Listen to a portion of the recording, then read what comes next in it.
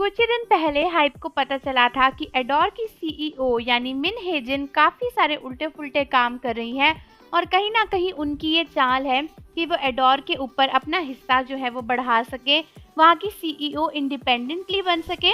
और ये भी पता चला था कि इस काम को अंजाम देने में उन्होंने बीटीएस के ऊपर भी काफी सारी उल्टी फुल्टी चीजें करी हैं, जिनमें से कुछ काला जादू जैसी डेंजरस चीजें भी थी। और उस शमन को भी पकड़ा गया था जिसने मिन हेजिन के साथ मिलकर ये सब कुछ किया था। लेकिन रिसेंटली फाइनल कोर्ट का ऑर्डर आ चुका है इस केस के ऊपर और ये पता चल चुका है कि इस केस में आखिर आखिरी में क्या डिसीजन लिया गया है। लेकिन दोस्तों, उसे जानने से पहले आप ये जरूर जान लो कि बीटीएस की सबसे मजेदार और फनी वीडियोस आपको हमारे चैनल एडुफैक्ट्स रिएक्शन पर मेरे साथ देखने को मिलेंगी, तो चैनल को विजिट जरूर करिए, लिंक डिस्क्रिप्शन में दिया है। तो दोस्तों, काफी ज्यादा शॉकिंग स्टेटमेंट है कोर्ट की तरफ से जो कि मिन हेजिन और हाइप के केस को लेकर आया है। और दोस्तों, ये है कि मिन हेजिन फिलहाल इंजंक्शन जीत चुकी है और हाइप इस केस को हार चुका है। दोस्तों, बेसिकली डिसीजन पर बात ये थी कि हाइब अपने वोटिंग पावर का इस्तेमाल करके मिन हेजिन को अपने सीईओ पोजीशन से निकालना चाहता था और मिन हेजिन ने इसके अगेंस्ट केस में सुनवाई रखवाई थी।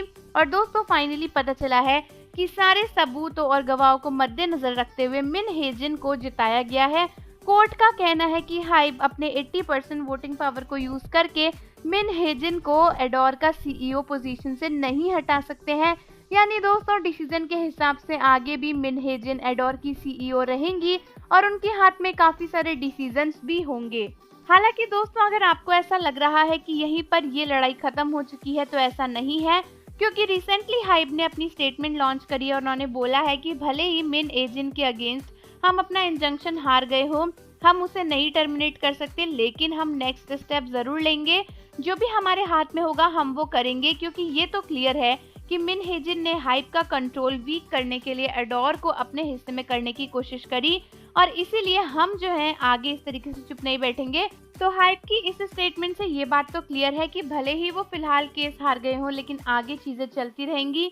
और दोस्तों, वैसे भी मिन हेजिन का हाइप की कंपनी में होना काफी डेंजरस है, क्योंकि सोचो, जो औरत बीटीएस के ऊपर काला जादू करवा सकती है, न्यूजीन्स जैसे मेंबर्स की पूरी लाइफ डिस्ट्रॉय कर सकती है, अगर वो इसी तरीके से एडोर की सीईओ रही तो आगे पता नहीं क्या क्या करेंगी। और अभी तो उन्होंने सिर्फ काला जादू या फिर ऐसी चीजें करना स्टार्ट किया है, सिर्फ एक बुरी पावर, बुरी इविल से उन्होंने कांटेक्ट करके इस तरीके की हरकतें करी है। तो आगे चल के तो वो अपने फेम और पैसे के लिए कुछ भी कर सकती है, किसी को जान से मार भी सकती है और मरवा भी सकती है।